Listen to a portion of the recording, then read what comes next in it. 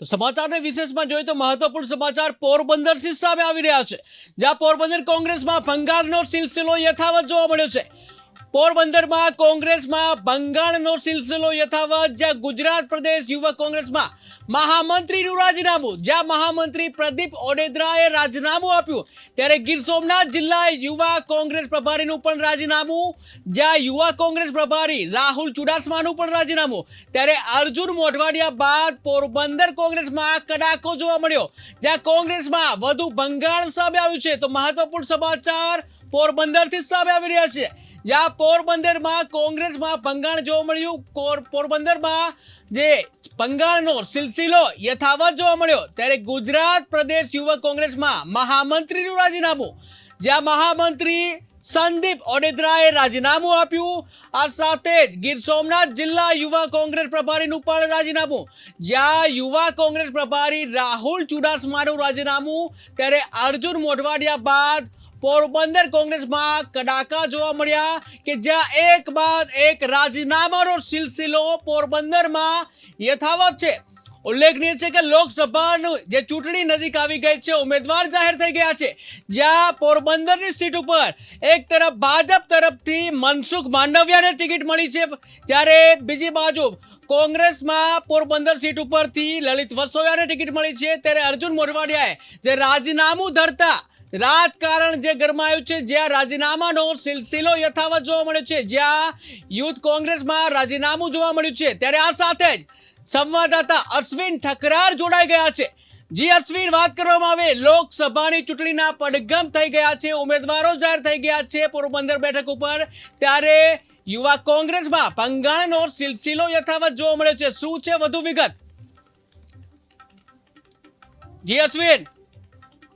ભાજપમાં આવી ગયા હતા, ત્યારબાદ છે તે યુવા કાર્યકરો છે તે કોંગ્રેસમાંથી એક તરફ રાજીનામા પડવા મળ્યા છે અને આજ રોજ છે તે વહેલી સવારે સંદીપ ઓડેદરા તેમજ રાહુલ ચુડાસમા યુથ કોંગ્રેસના નેતાઓ છે જે ખાસ કરીને ગીર સોમનાથના પણ કોર્ડિનેટર છે, હવે આજ રોજ સામૂહિક રીતે રાજીનામું 110 જણા લોકોએ રાજીનામું આપી દીધું છે। એટલે આજ કહેવાય તો કોંગ્રેસ છે તે હાલ ખાલી કમ થઈ ગયું છે અને પોરબંદર જિલ્લો છે તે કોંગ્રેસ મુક્ત થઈ ગયો છે। અશ્વિન, વધુ વાત કરવામાં આવે કે રાજીનામા તો આપ્યા છે, ત્યારે શું કેસરે ધારણ કરવાની કોઈ શક્યતા વર્તાઈ રહી છે? હા, ચોક્કસ જણાવ્યું કે જે લોકો આજરોજ જેટલા લોકોએ રાજીનામા આપ્યા છે તે આવતીકાલે પોરબંદરની અંદર જે મનસુખ માંડવિયા છે તે અર્જુનભાઈ તેમજ જે ભાજપમાં આવી ગયેલા કાર્યકરો છે તે સામૂહિક આવકારનો કાર્યક્રમ રાખે છે, તેની અંદર આ તમામ લોકો છે કેસરીઓ ધારણ કરશે।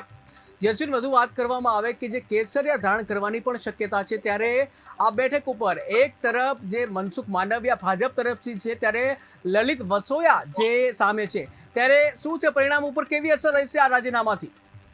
હા, ચોક્કસ જણાવ્યું કે આ પહેલા પણ જે લલિત વસોયા છે પોરબંદર લોકસભા પર સંસદની ચૂંટણી લડી ચૂક્યા છે અને આ વખતે પોતે લલિત વસોયા છે। તો જોવાની વાત તો એ છે કે જે પોરબંદરની અંદર છે તે કાયમને માટે છે લોકસભાની અંદર અહીંયાથી ઉમેદવાર ગણવામાં આવે છે। એટલે ખાસ કરીને પોરબંદર લોકસભાની વાત કરીએ તો પોરબંદર લોકસભાની અંદર પટેલ જ્ઞાતિના મતદારો વધારે છે, જેથી કરીને પટેલ જ્ઞાતિનું પ્રભુત્વ વધારે છે। જો ખાસ કરીને પોરબંદર જિલ્લો બાદ કરતા આગળથી જેટલા મત વિસ્તારો આવે છે, જેટલી વિધાનસભા આવે છે તે પટેલી આવે છે, એટલે પટેલ લોબી છે તેટલું સમીકરણ કરે તેના ઉપર એક ડિપેન્ડ છે। વધુ વાત કરવામાં આવે કે પોરબંદર એ ગાંધીનું જે કહી શકાય કે ગાંધીજીનું આ પોરબંદર કે જ્યાં કોંગ્રેસનો ગઢ કહી શકાય, ત્યારે એક બાદ એક જે રાજીનામાનો જે દોર યથાવત જોવા મળ્યો છે, જ્યાં પીઢ નેતા અર્જુન મોઢવાડિયાએ પણ રાજીનામું આપ્યું છે, ત્યારે શું પોરબંદર સમગ્ર કોંગ્રેસ મુક્ત થવાના એંધાણ વર્તાઈ રહ્યા છે? હા, ચોક્કસ જણાવ્યું કે આજે પોરબંદરની અંદર જેટલા કોંગ્રેસના રાજીનામા પડ્યા છે તે કોંગ્રેસના કાર્યકર્તા ખરા, પણ ખાસ કરીને તે લોકો વ્યક્તિગત રીતે અર્જુન મોઢવાડિયાના સાથીદારો અને એના ઠેકેદારો એટલે કાર્યકરો હતા, તે સામૂહિક રીતે કોંગ્રેસમાંથી રાજીનામું આપી અને ભાજપમાં જોડાઈ ગયા છે। હાલ તો કોંગ્રેસની વાત કરીએ તો પોરબંદર કોંગ્રેસની અંદર કોઈ બોડીના જિલ્લાના કે યુથ કોંગ્રેસના કે કોઈ પણ કાર્યકરો હાલ જે પોરબંદર કોંગ્રેસમાં નથી અને તમામ લોકો છે તે ભાજપમાં જોડાઈ જાય છે। જી અશ્વિન, આ બેઠક ઉપર કહી શકાય કે જે એનએસયુઆઈ જે યુવા પાક જે છે યુવા કોંગ્રેસ કે જે બહુ મહત્વપૂર્ણ રોલ હોય છે ઇલેક્શનમાં, ત્યારે યુવા જે કોંગ્રેસના જે હોદ્દેદારો આવી રીતે રાજીનામું આપશે તો કોંગ્રેસ માટે કેટલી ચેલેન્જરૂપ હશે આ? હા, ચોક્કસ રહ્યું તો હાલ તો જે લલિત વંશાની જેને કોંગ્રેસ ટિકિટ આપી છે તેની કપરી પરિસ્થિતિ બની છે. પોરબંદરની અંદર તે પ્રચારમાં આવે તો તેની સાથે તેને ફોર્મ ભરવાની સાથે તેની સાથે પણ 2, 4 થી 5 કે વધીને 10 જણાથી લોકોથી વધારે તેની સાથે કોઈ ચાલવા વાળા નથી. આજ પોરબંદરની અંદર કોંગ્રેસનો એક પણ કાર્યકર રહ્યા નથી. જી અશ્વિન, સમગ્ર માહિતી બદલ આભાર.